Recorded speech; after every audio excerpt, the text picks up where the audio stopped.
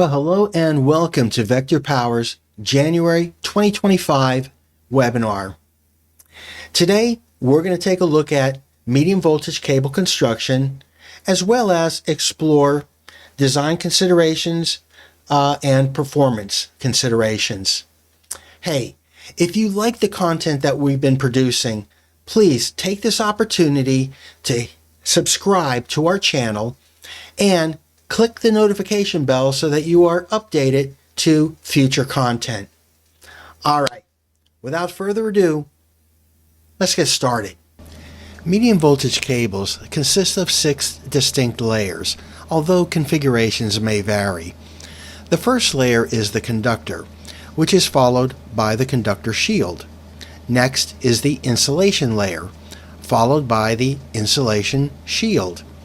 After that, there is a metallic shield, and finally, the outermost layer is the jacket. The conductor is the current carrying component of the cable. The choice of material depends on specific requirements. It is typically made from either copper or aluminum, each with advantages and disadvantages. Copper is more conductive than aluminum, meaning a copper conductor can have a smaller cross-section to meet ampacity needs. This can be advantageous when fitting a cable into a specific size duct bank. However, copper is heavier than aluminum, making it more difficult to handle. Aluminum is lightweight, but because it has lower electrical conductivity, the cross-section of an aluminum conductor must be larger than that of a copper conductor. While other metals could be used, they are either too expensive or impractical due to their resistivity. There are different types of conductors, including solid, stranded, and segmented designs. A solid conductor consists of a single rod. However, as its diameter increases, it becomes less flexible, making the cable more difficult to handle. To enhance flexibility while increasing conductor size, stranded conductors are used. Stranded conductors are made up of multiple strands of wire, which can be rounded or pressed together, rather than consisting of one solid piece. This construction provides greater flexibility compared to solid conductors. There are several main designs for stranded conductors: compacted, compressed, and concentric. The compacted design features little to no gaps between the strands, allowing for some movement and, consequently, more flexibility than a solid rod conductor. The strands are typically shaped like trapezoids. The compressed design involves tightly pushing the individual strands together, minimizing space between them. The concentric design has rounded strands with spaces between them that are not completely filled in. Each type of conductor has its own advantages based on its design and intended application. When a higher current is required, the size of the conductor must increase. As diameter of the rod grows or the number of strands increase, it is important to consider the skin effect.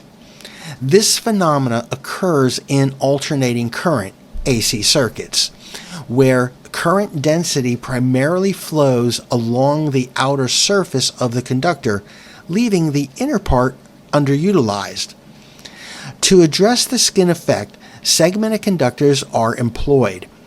A segmented conductor consists of several sectors, which can vary in shape and number.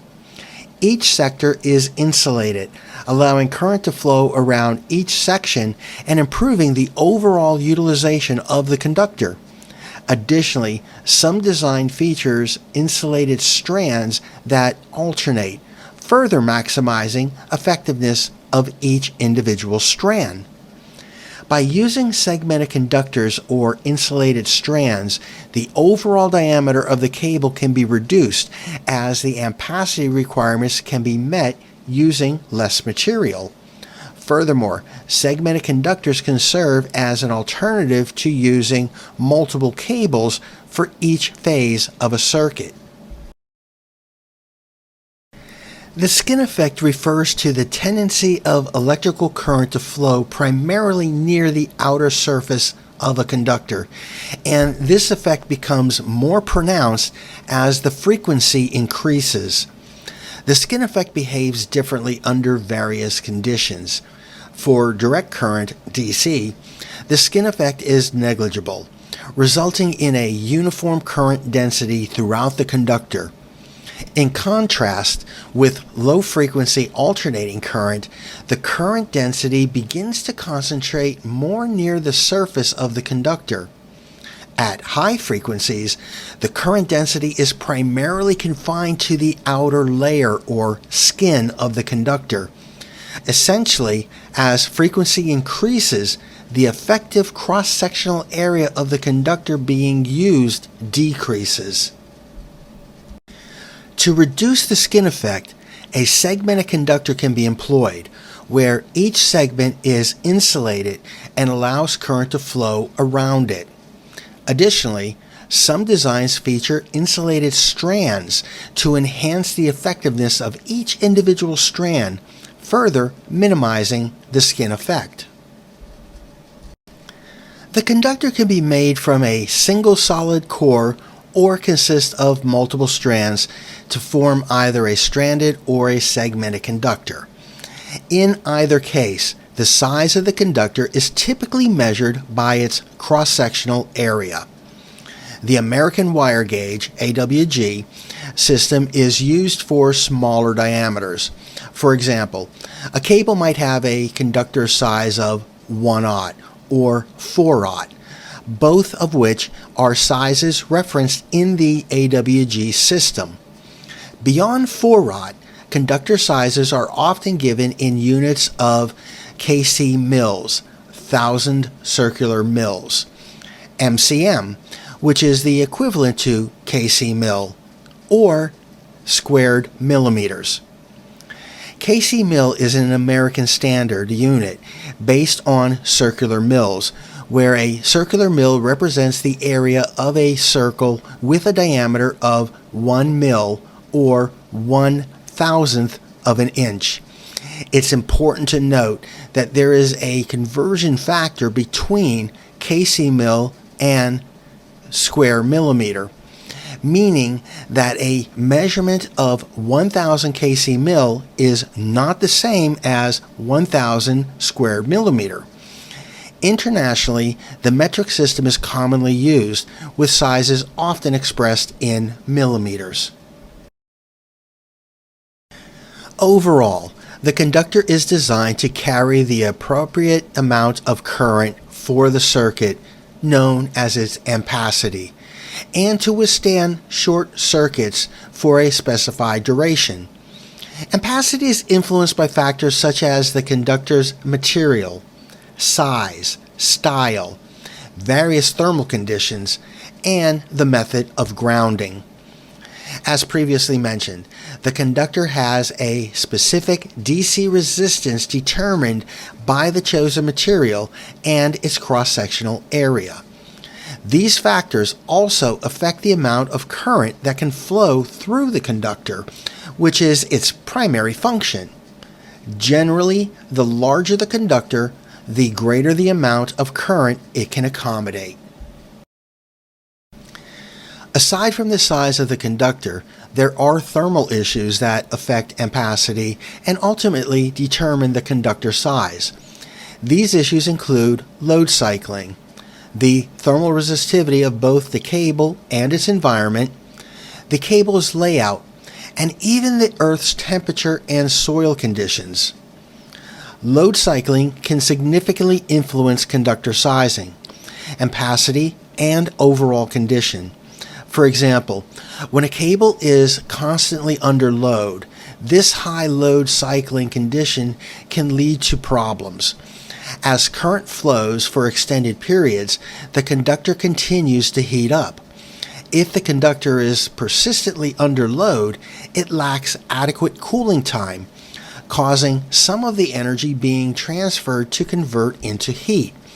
This heat generation reduces the cable's ampacity, requiring an increase in conductor size to meet the necessary capacity. Additionally, in such scenarios, the thermal resistivity of the surrounding environment is crucial for effective heat dissipation. If heat cannot dissipate from the cable due to a high thermal resistivity in the surrounding environment, the cable may be derated, resulting in reduced ampacity and risk entering thermal runaway, ultimately leading to cable failure.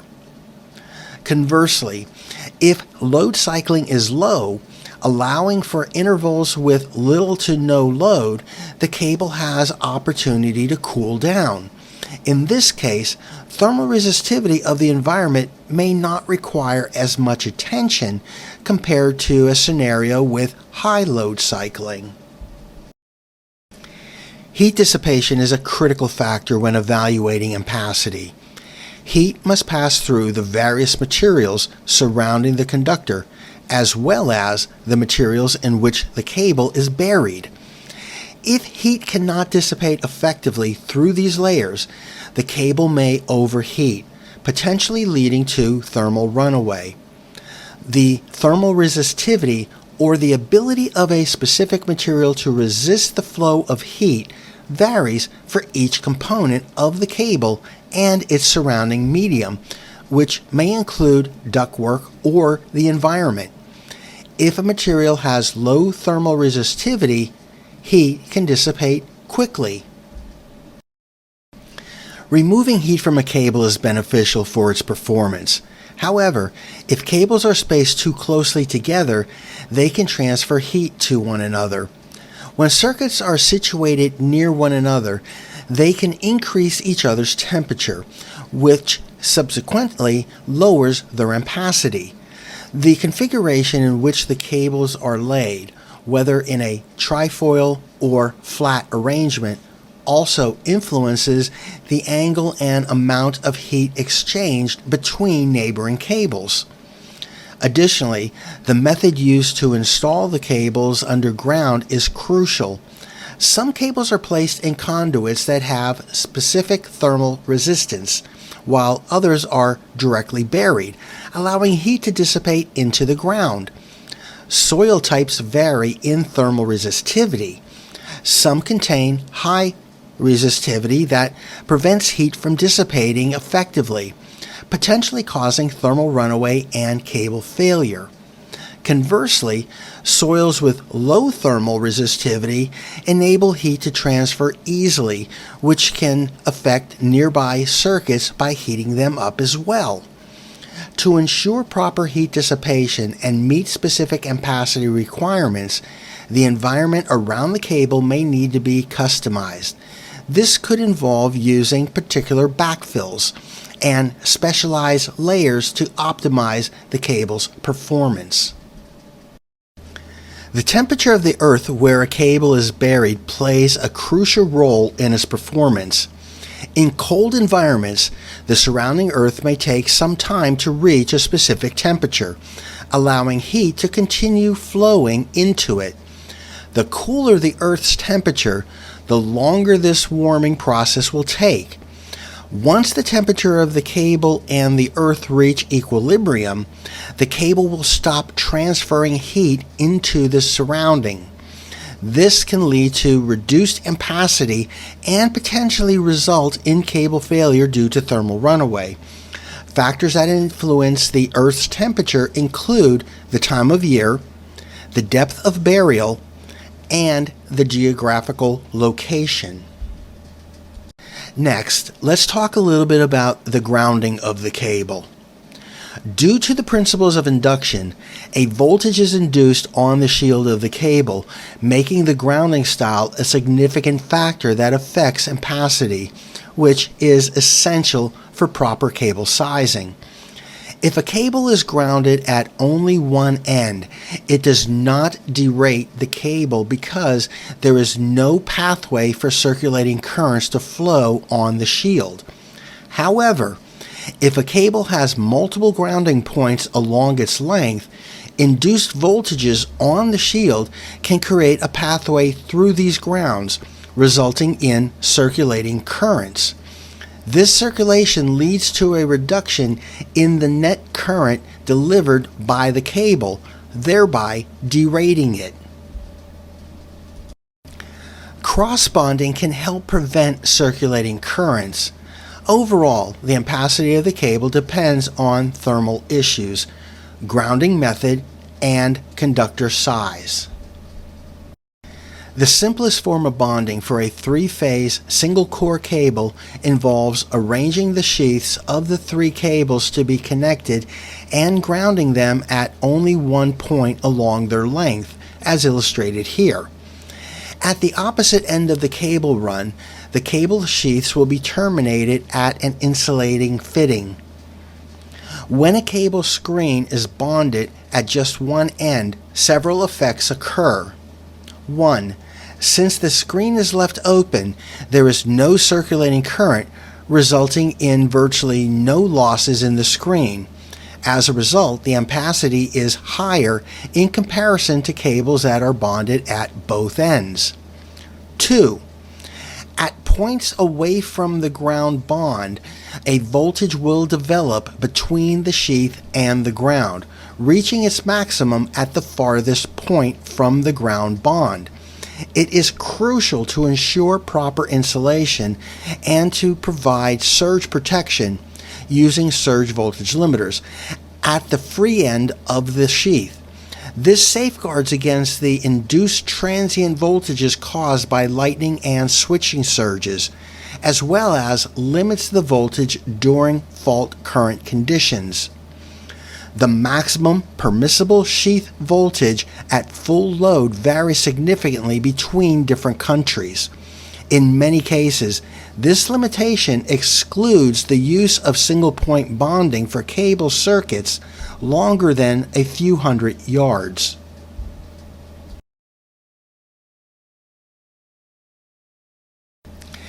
A system is considered both-end bonded if the cable sheaths provide a path for circulating currents under normal conditions. This can lead to losses in the screen, which in turn reduces the cable's current carrying capacity. These losses are typically smaller for cables arranged in a trifoil formation compared to those in a flat formation with separation. If the sheaths of three single-core cables are not electrically bonded together, induction between the conductors and each sheath can result in unacceptable voltages between the sheaths. Conversely, bonding at both ends can lead to sheath currents, which cause associated losses that are undesirable, especially for long cable runs. Cross-bonding of single-core cable sheaths is a practice that has been used widely in various countries for many years.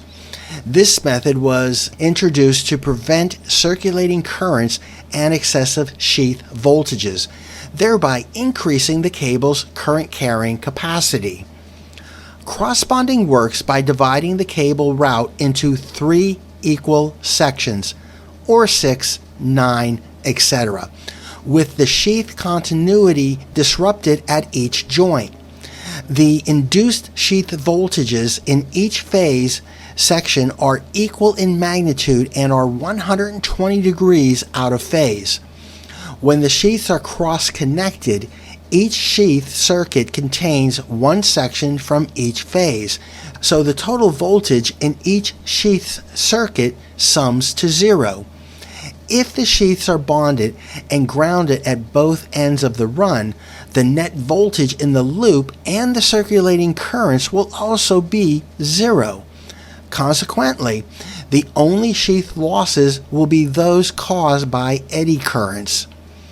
This system provides a continuous earth path through the sheaths between the grounding system at both ends of the cable, eliminating the need for an auxiliary earth conductor.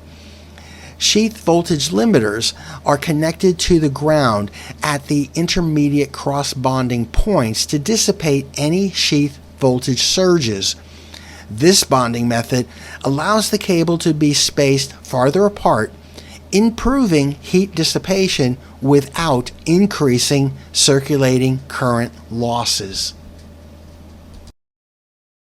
Several factors must be considered when selecting a conductor, including current density, conductor diameter, flexibility, handling, ampacity, and overall cost.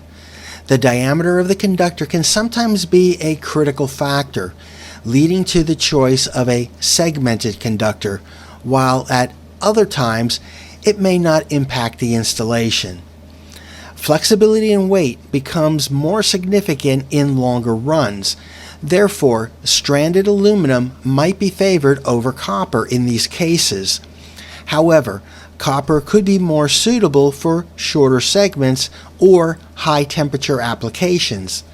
Additionally, the need for multi-point grounding may influence the choice of conductor diameter. Different types and styles of conductors each come with their own advantages and disadvantages.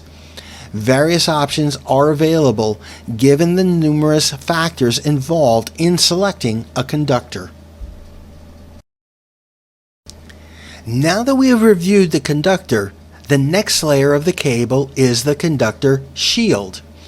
The purpose of the conductor shield is to maintain the round shape of the conductor.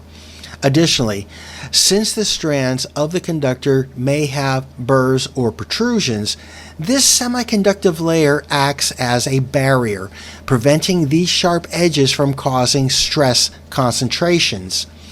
These stress points could lead to small arcs on the insulation, ultimately resulting in cable failure over time. It is important to note that the conductor shield has the same electrical potential as the conductor, meaning the electric field is uniform around the surface. Furthermore, the conductor shield's smooth surface ensures there are no concentrated stress areas at the interface between the conductor shield and the insulation. The next layer of the cable is the insulation, which is designed to withstand electrical stress, defined as voltage over a unit of insulation. There are many types of insulation that fall into various categories, such as extruded dielectric or laminated insulation. These types are further classified based on their performance characteristics, such as being discharge resistant or discharge free. Insulation is used to resist voltage stress, so it is essential to calculate the correct thickness. According to standards, the insulation must withstand the higher voltage at the conductor shield insulation interface and the lower voltage at the insulation shield interface. This implies that there is a voltage gradient across the insulation. The calculation for insulation thickness is not linear. Instead, the voltage stress varies based on location and is calculated on a logarithmic scale. The average electrical stress, which can be measured in volts per mil, is calculated by dividing operating voltage by outer radius minus inner radius.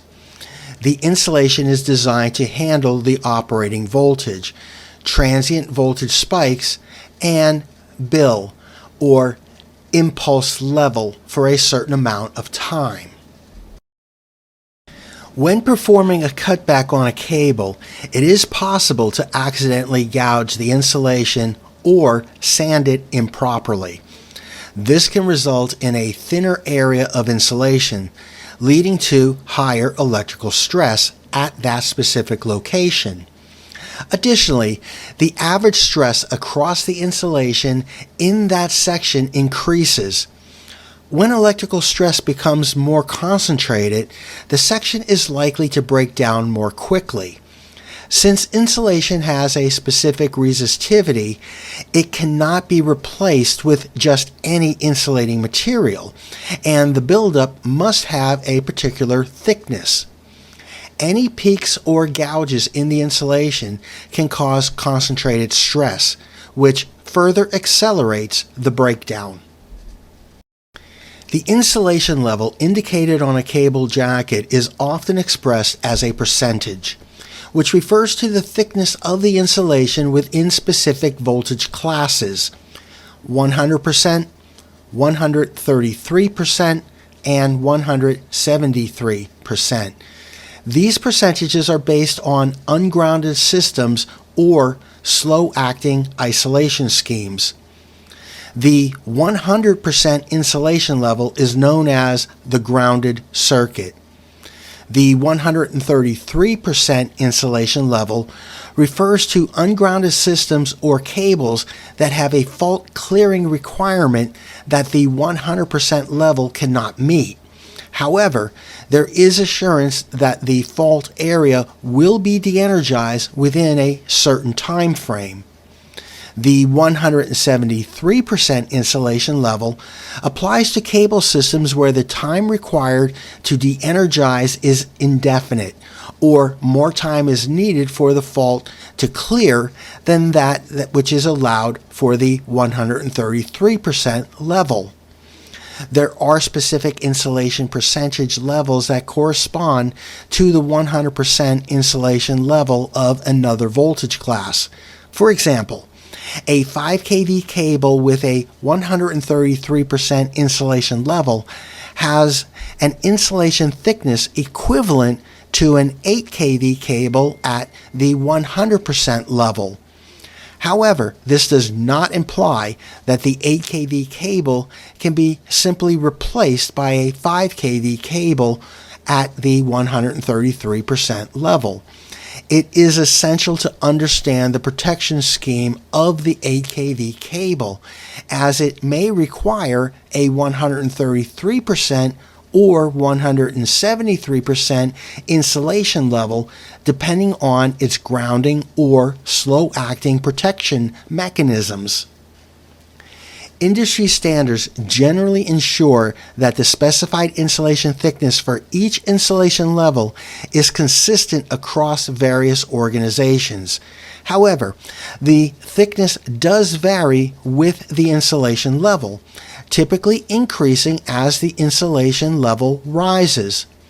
Specific insulation thicknesses for voltage ratings up to 46 kV and various conductor sizes are provided by organizations such as the National Electrical Manufacturers Association, NEMA, Insulated Cable Engineering Association, ICEA, Underwriter Laboratories, UL, and Canadian Standards Association, or CSA. There are several types of insulation categorized by their manufacturing processes: extruded and laminated. Extruded dielectric insulation involves melting the material and then extruding it onto the conductor. Common examples of extruded dielectrics include cross-linked polyethylene, XLPE, and ethylene propylene rubber, EPR. In contrast, laminated insulation consists of layers of paper that are impregnated with oil. A typical example of laminated insulation is paper insulated lead covered, PILC, cable. There are two types of extruded dielectric. First, let's look at polyethylene. It is a pure polymer. Cross-linked polyethylene, XLPE. It is thermoset, prone to water ingress and treeing. High molecular weight polyethylene, or HMWPE.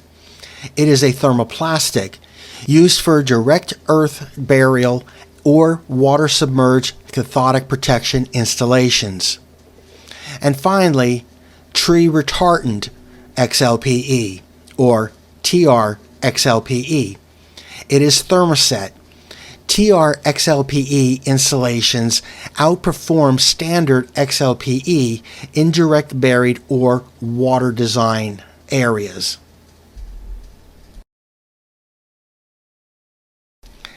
Now let's look at ethylene propylene rubber, or EPR. It is a copolymer using various compounds.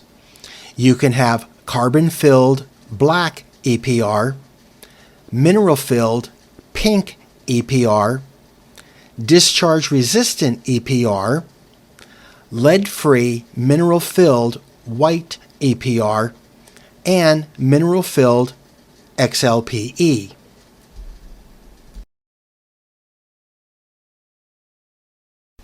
The primary types of polyethylene-based medium voltage insulation are XLPE, or cross-linked polyethylene, and TR-XLPE, or tree retardant cross-linked polyethylene. Initially, standard polyethylene insulation was used in cables, but it lacked the thermal stability characteristics of cross-linked materials. Generally, XLPE insulation is rated for temperatures up to 90 degrees Celsius. XLPE materials were first introduced in the 1960s. TR-XLPE emerged in the 1980s due to failures of XLPE in underground wet environments. The introduction of TR-XLPE aimed to prevent water treeing in XLPE by incorporating tree retardant additives, which help to minimize the length of the water trees that form.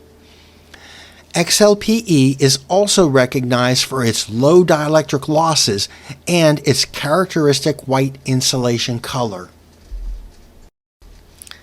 The different styles of ethylene propylene rubber, EPR, are composed of various chemical compounds, each with its own advantages and disadvantages.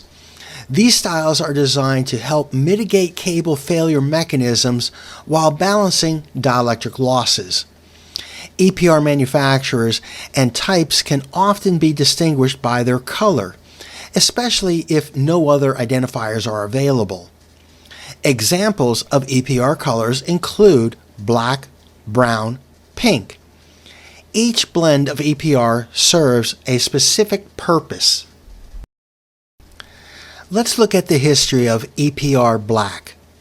This refers to the early form of EPR, or ethylene propylene rubber insulation, produced from 1967 to the mid-1970s. The black color of this insulation comes from the inclusion of carbon black in its compounds. These cables were commonly used in nuclear power plants under construction in the U.S. from 1969 until around 1974 and 1975. Additionally, during the period from 1967 to 1970, black butyl rubber compounds were also utilized. Black EPRs are designed to be discharge-free. However, if partial discharge occurs in these designs, it can cause the insulation to degrade at an accelerated rate. EPR brown. This term refers to a specific formulation of high-temperature curite, HTK EPR, insulation that was available from 1968 until about 2009, when it was discontinued. This insulation is generally brown, but in some cases a black pigment was added, resulting in a black appearance. Around 2006, Curite consolidated its insulation compounds in favor of high-voltage curite, HVK, which was first manufactured around 1972 and is also brown. EPR brown insulation is known for being discharge resistant. It can withstand partial discharge for extended periods without degradation. Although the insulation does have relatively higher losses, when a discharge occurs, the energy is distributed over a large area, preventing localized heating that could damage the surface and lead to electrical treeing. EPR pink. Pink EPR refers to EPR formulations that became commercially available around 1974. The formulation was modified to eliminate carbon black, as black extruded shields were introduced, making it difficult to distinguish between the insulation shield and the insulation itself. Once the carbon was removed, the red lead oxide became visible, resulting in a color range from pink to peach to red. Insulation has always included lead oxide to improve the characteristic of high temperature, wet electrical aging. EPR pink is considered a discharge-free design. However, similar to EPR black, if partial discharge occurs in this design, it can lead to accelerated degradation of the insulation. And finally, laminated dielectric. Laminated cables are the original type of cable and are known for their great reliability. The term laminated refers to layers of paper, which is precisely what oil-insulated cables consist of. Thin layers of paper are wound around the cable core and impregnated with a dielectric fluid to manufacture these cables. Paper oil systems have a much longer use history than XLPE, cross-linked polyethylene, or EPR, ethylene propylene rubber. However, due to the ease of handling, lower costs associated with XLPE and EPR, and potential environmental concerns regarding oil-based insulation systems and lead sheaths, the typical sheath for an oil-based cable, laminated cables are gradually being replaced. The primary type of laminated medium voltage distribution cable is known as PILC, or paper insulated lead covered cable. These laminated cables are encased in a lead sheath, preventing moisture from infiltrating the cable. Let's move on to the next layer of the cable system, the insulation shield. The insulation shield is the next component in the assembly. It is semiconductive, and it is important that the interface between the insulation and the insulation shield is smooth. Since the insulation shield is wrapped around the insulation, the voltage stress is distributed radially and evenly around the cable. This semiconductive layer can only handle a few milliamps of current, and it cannot manage unbalanced or faulted short circuits. The insulation shield, when combined with the metallic shield, completes the shielding layer. The next component of the cable is the metallic shield. This shield serves several purposes. It grounds the cable to eliminate the electric field, creates a uniform grounding plane around the insulation and insulation shield, and provides a low resistance path for short circuit fault currents for a limited duration. Additionally, the metallic shield acts as a barrier to prevent moisture from entering the cable insulation system. It is often referred to by specific types such as concentric neutral or tape shields. There are several different types of metallic shields used for cables. First, laminated shield. This type consists of a metal sheet folded around the cable and secured at the seams with tape, glue, or welding. Second, flat wire strips. These are strips of wire that can serve as a shield. Third, the tape shield. This shield is made from a thin strip of metal foil that is wrapped cylindrically around the cable. Fourth, the concentric neutral wires. This design features individual strands of wire that are spaced apart and wrapped around the cable underneath the outer jacket. And finally, Unishield. The Unishield combines insulation, metallic shielding, and the outer jacket, with thin wires laid inside the jacket itself. These various shielding types provide different levels of protection and performance depending on the application. There are pros and cons to each type of shield. For instance, the tape shield is thin, which reduces the overall cable diameter, but if moisture creeps into the cable, the overlapping seams can corrode and cause an increase in impedance. Certain types of shields also have a better bending radius than others. Typical materials for shields are copper and aluminum. Lead has also been used for shielding but is heavier and has a different resistance than copper or aluminum. The final main component of a cable is the jacket. The jacket serves as a protective barrier, helping to prevent moisture ingress, which is one of the leading causes of early cable failure. Moisture can lead to corrosion of the metallic shield and the formation of water trees in the insulation. Additionally, the jacket protects the cable from sunlight, chemical exposure, oil, and ultraviolet radiation. Certain additives in the jacket can also provide fire retardant protection. There are various types of jacket materials and densities used in cables. In the past, many jackets were made from PVC or low-density polyethylene. However, both PVC and low-density polyethylene are porous, allowing moisture to penetrate the cable. To prevent moisture ingress, manufacturers develop jackets with medium and high densities. Additionally, some jackets feature a skin layer, which is a thin semiconductive layer on the outside. This skin layer is used to test the jacket's integrity after installation. Lastly, the jacket provides information about the cable.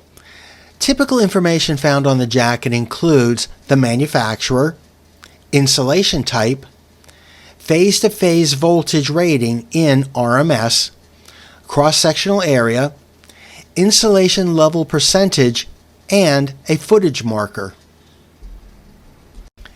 Some cables consist of multiple cores that can be made up of different components, such as the complete cable assembly from conductor to jacket, a conductor surrounded by a metallic shield, or a conductor that is insulated. These cores share a common grounding conductor, which is typically found in the lower range of medium voltage applications. As an honorable mention, a submarine cable will have all the same components as an underground cable, but with a few added pieces.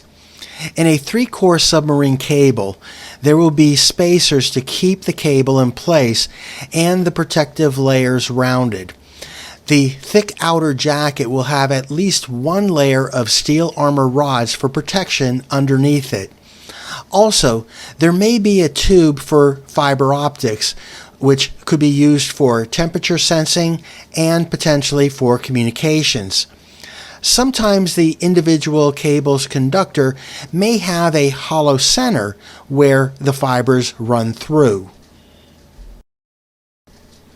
In summary, typically a medium voltage cable consists of 6 distinct layers: the conductor, conductor shield, insulation, insulation shield, metallic shield, and outer jacket. While there are some variations, especially in the case of submarine cables, the basic components remain the same and each serves a specific purpose. And that concludes our webinar today. I'm Tom Sander with Vector Power, and we'll see you next month.